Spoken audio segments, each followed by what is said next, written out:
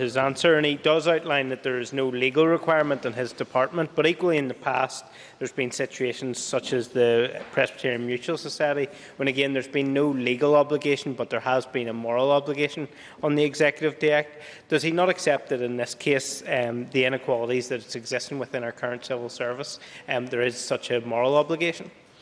Well, Mr. Speaker, I don't accept that there are inequalities. If there was a situation of inequalities in respect of pay, then I would expect the requisite department, whether that's the Department of Justice or indeed any other departments, to come forward with a case that there is an unequal pay situation within their department and that should be rectified.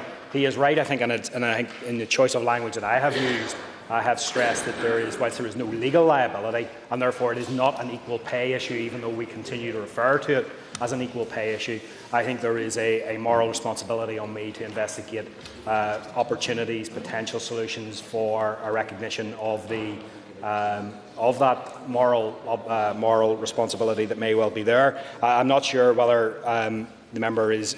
I appreciate that the member isn't asking me to step outside the legal responsibilities that I or executive colleagues would have, although perhaps looking at the news over the weekend, perhaps a member's party, the Green Party, if it had its way, would add an extra stipulation that anybody who denies the existence of climate change shouldn't be paid any money, whether moral or legal.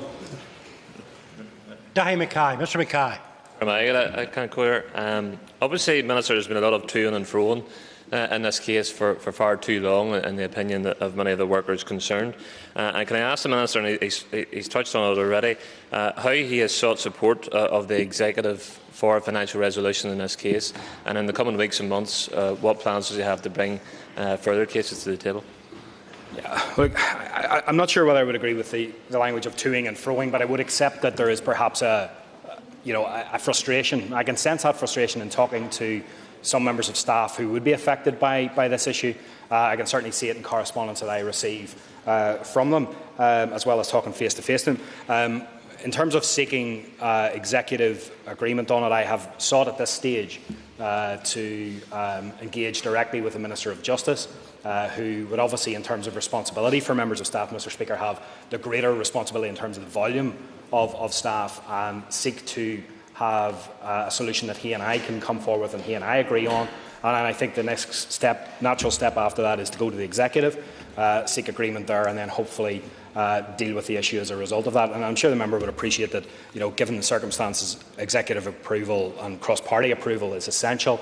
And in that respect, I would hope that the member's party, and indeed all parties who are represented in the executive, will, if and when the Minister of Justice and I can bring forward a solution to recognise the moral responsibility, I think it is there, that it gets full support from right across the executive. Mr. Wilson. Is a minister like me astounded at the brazen effrontery of the last question from the member for Sinn Féin, who on one hand calls for additional money to be spent on equal pay settlements for those in the PSNI, while at the same time that party is squandering £5 million a month, which could be used to make payment, but they would prefer to give it back to the government of Westminster. Mr. Speaker, can I thank the member for his very pertinent question? He is absolutely right. He is absolutely right. There is, and it's not the first time in this last week. It won't be the last time, I'm sure, today that members opposite will impress upon me to make finance available for all sorts of projects that can be funded either in their constituencies or across Northern Ireland. But the final leg, I suppose, of a resolution to this issue of equal pay for former members of members of staff working within the Justice family will, of course, be, if we can devise a solution, will be the need to find some money to pay for that solution. And Mr. Speaker, you will know that I know where there is £15 million that could be used not just to fund this issue, but could also be given to other colleagues within the executive, people like the Minister of Health, to relieve the pressures that the health service is facing. I could give to the Minister of Education, in fact, to relieve pressures within the education budget. And right across the system, there are pressures that all ministers are facing. They speak to me regularly, they bring issues to this House. Members in this House know that budgets within departments are under pressure, and there is £15 million that is being squandered and handed back to Westminster this year. That rises to £105 million next year and a total of £1 billion over the next 5 years. That is money that we can ill afford to lose whenever it's handed back and not put to any good use at all, Mr Speaker. Honourable McGuinness. Mr McGuinness. Thank you, Mr Speaker, and I thank the Minister for his answers, but I don't want to quibble with the Minister.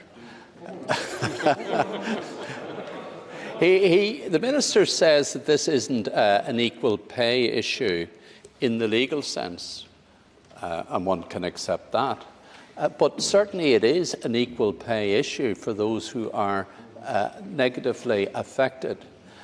Would the Minister clarify the position that he reached with the Minister for Justice, or if indeed he did reach a position with the Minister for Justice, as to how to bring this to a happy conclusion?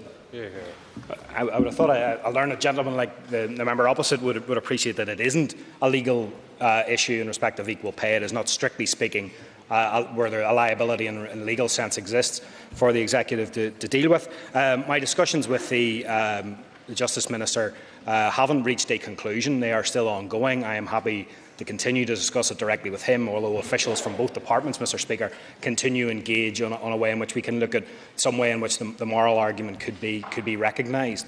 I am happy to continue to engage with the Minister of Justice, continue to engage with at official level between officials within both departments. In fact, I'm happy to engage with anybody. In fact, later this afternoon, I'm going to engage with NIPSA in respect of this issue.